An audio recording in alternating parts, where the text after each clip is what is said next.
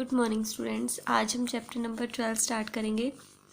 इसका नेम है basic geometrical concepts. इसकी इंट्रोडक्शन राइट करते हैं। तो देखो, first point is about line. A line has length only. Line की सिर्फ क्या होती है? लेंथ होती है, यानी कि इसकी ब्रेथ और हाइट नहीं होती, सिर्फ और सिर्फ लंबाई होती है, लेंथ होती है। It has no end point. इसका कोई एंड पॉइंट नहीं होता। Hence it can be extended endlessly on both side. इसका कोई भी एंड पॉइंट नहीं होता और इसे दोनों साइड से एंडलेसली एक्सटेंड किया जा सकता है, बढ़ाया जा सकता है। अगर दोनों साइड से हम कितना भी बढ़ा सकते हैं तो इसकी लेंथ हम फिक्स तो नहीं कर सकते ना। जब हम अपनी मर्जी से इसे कितना भी बढ़ा सकते हैं दोनों साइड से, तो इसका कोई भी एंड पॉइंट नहीं है, फिक्स्ड एंड पॉइंट नहीं है, यानी इसकी लेंथ डेफिनेट नहीं है, यानी कि its length is not fixed. इसकी लेंथ फिक्स्ड नहीं है, यानी कि डेफिनेट नहीं है। इट्स सिंबल इज़, इसका सिंबल क्या होगा? ये सिंबल होगा। तो देखो कैसे, जो आप पेज पर जो ड्रॉ करते हो ना लाइन, वो एक्चुअल में लाइन नहीं होती, वो लाइन सेगमेंट होता है। क्योंकि देखो, लाइन का सिंबल तो ये होता है और इसका कोई भी एंड पॉइंट नहीं है। अगर इसका कोई एंड पॉइंट नहीं है और इसे हम कितना भी दोनों साइड से एक्सटेंड कर सकते हैं, तभी तो हम यहाँ पर दोनों साइड एरो लगा रहे हैं। मतलब इसे इधर से भी कितना भी बढ़ाया जा सकता है, इधर से भी कितना भी बढ़ाया जा सकता है। इसका कोई भी एंड पॉइंट नहीं है। एंड पॉइंट मतलब किनारे का कोई भी पॉइंट नहीं है। जैसे कि ये पेन है, इसका एंड पॉइंट कहाँ है? एक तो ये है और एक ये है। तो इस तरह से इस लाइन का कोई भी फिक्स्ड एंड पॉइंट नहीं है। ये इधर से भी एक्सटेंड की जा सकती है, इधर से भी एक्सटेंड की जा सकती है। तो इसकी लेंथ फिक्स्ड कैसे हुई? फिर फिक्स नहीं हुई ना इसकी लेंथ। कितना भी बढ़ा कर सकते हैं, कितना भी इसकी लेंथ को बड़ा कर सकते हैं और कितना भी छोटा किया जा सकता है। ठीक है, तो ये हुआ लाइन के बारे में। और लाइन को हम पेपर पर ड्रॉ नहीं कर सकते। जो हम ड्रॉ करते हैं ना, वो लाइन सेगमेंट होता है। लाइन सेगमेंट मतलब लाइन का एक छोटा पार्ट हम ड्रॉ करते हैं। तो लाइन सेगमेंट क्या होता है? It is a part of a line. ये लाइन का एक पार्ट होता है line segment. It has two end points. इसके दो एंड पॉइंट होते हैं, किनारे के दो पॉइंट होते हैं। The length of a line segment is definite. जब इसके दोनों एंड पॉइंट हमें पता है तो हम स्केल से इन दोनों पॉइंट्स के बीच की लेंथ को मेज़र कर सकते हैं। तो इसकी जो लेंथ होगी ना लाइन सेगमेंट की, वो डेफिनेट होगी। अगर डेफिनेट हुई तो इसे पेपर पर भी ड्रॉ कर सकते हैं, लेकिन इसकी लेंथ तो हमें पता ही नहीं कितनी है, तो फिर हम इसे पेपर पर ड्रॉ नहीं कर सकते थे। तो देखो, इसका सिंबल क्या है लाइन सेगमेंट का? ये सिंबल है। इसकी ये दोनों एंड पॉइंट है। जब भी हम इसे ड्रॉ करेंगे ना, तो इन एंड पॉइंट का कुछ नेम दे देंगे, ABCDEFG, जो भी आपका मन करे। तो देखो, अब रे, जैसे कि टॉर्च से जब हम टॉर्च को जब हम ऑन करते हैं, तो टॉर्च से जो आने वाली लाइट है, उसका एक एंड पॉइंट तो फिक्स्ड है कि वो टॉर्च से आ रही है, ठीक है, लेकिन आगे वो कहाँ तक जा रही है हमें नहीं पता होता ना। इसलिए जो टॉर्च में जो होती है ना, उसे हम रेज ऑफ लाइट बोलते हैं। ऐसे ही सूरज से जो आ रही है, एक एंड पॉइंट तो हमें पता है कि वो सूरज से आ रही हैं, बट वो कहाँ तक जा रही हैं हमें नहीं पता, तो वही रे होती हैं। तो रे का भी वही सिस्टम है। क्या है?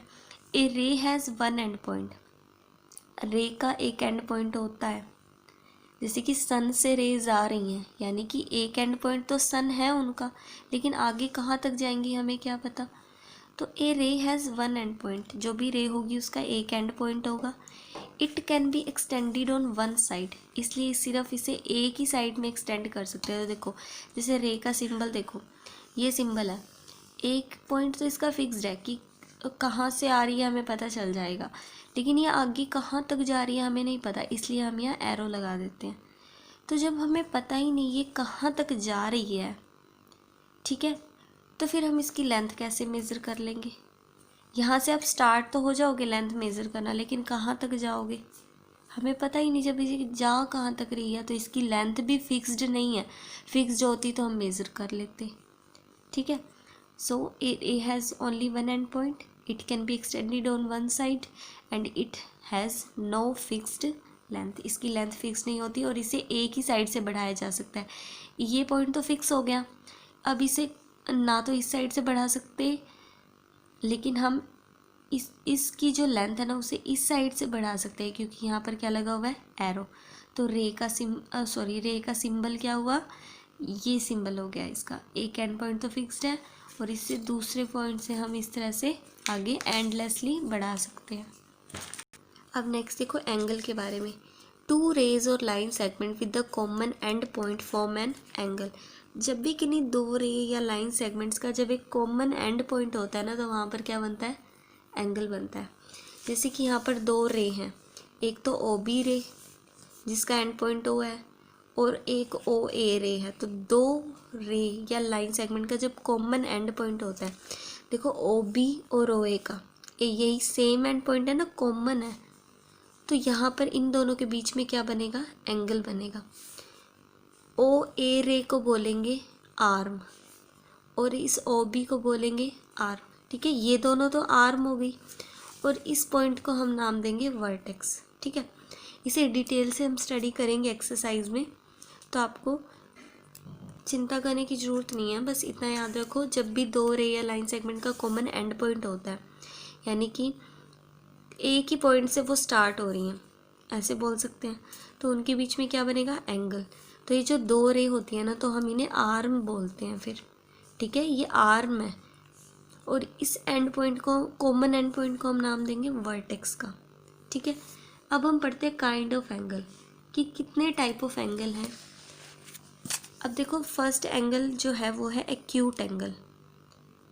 Acute angle, an angle whose measure is less than 90 degree. एक ऐसा एंगल जिसकी वैल्यू 90 से कम हो उसे हम एक्यूट एंगल का नाम देंगे। जैसे कि अगर मैं आपसे पूछ लूँ 80 डिग्री क्या है, 80 डिग्री 90 से कम है ना, तो वो एक्यूट एंगल है। 45 डिग्री क्या है, 90 से कम है, तो वो एक्यूट एंगल है। यानी 90 से जो जो एंगल कम है वो सारे क्या हैं, एक्यूट एंगल है। अब नेक्स्ट देखो right angle, an angle whose measure is 90 degree. एक ऐसा एंगल जिसका मेजर एग्जैक्ट 90 डिग्री हो, यानी अगर 90 डिग्री ही लिखा हुआ है ना, तो आप कहोगे ये राइट एंगल है, ठीक है। यानी एग्जैक्ट 90 डिग्री को हम राइट एंगल बोलेंगे और 90 से छोटे हैं तो वो एक्यूट एंगल हो जाएंगे। नेक्स्ट देखो obtuse angle, an angle whose measure is greater than 90 degree but less than 180 degree. एक ऐसा एंगल जिसकी वैल्यू या फिर जिसका मेजर 90 से तो बड़ा हो बट 180 से छोटा हो। जैसे कि 100 डिग्री 90 से तो बड़ा है, 180 से छोटा है, 120, 130, 140, 150, 145, 155, 144, ये सभी क्या है, 90 से तो बड़े हो बट 180 से छोटे हैं। तो ऐसे एंगल को हम नेम देंगे ऑब्ट्यूज एंगल का। नेक्स्ट देखो कंप्लीट एंगल, सॉरी यहाँ कंप्लीट एंगल नहीं, स्ट्रेट एंगल लिखेंगे। कंप्लीट एंगल अभी आपके सिलेबस में नहीं है, तो यहाँ पर इसको कट करके आप क्या लिखोगे, इसे कट करना और इसकी जगह आप लिखना straight angle. Straight angle,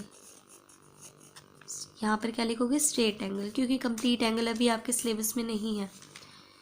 straight angle क्या होता है, an angle whose measure is exact 180 degree. एक ऐसा एंगल जिसका मेजर एग्जैक्ट 180 डिग्री हो उसे हम बोलेंगे स्ट्रेट एंगल, ठीक है। देखो 90 से छोटा acute angle, exact 90 right angle, 90 से बड़ा बट 180 से छोटा ऑब्ट्यूज एंगल। अगर एग्जैक्ट 180 डिग्री ही लिखा हुआ है तो वो क्या है, स्ट्रेट एंगल है।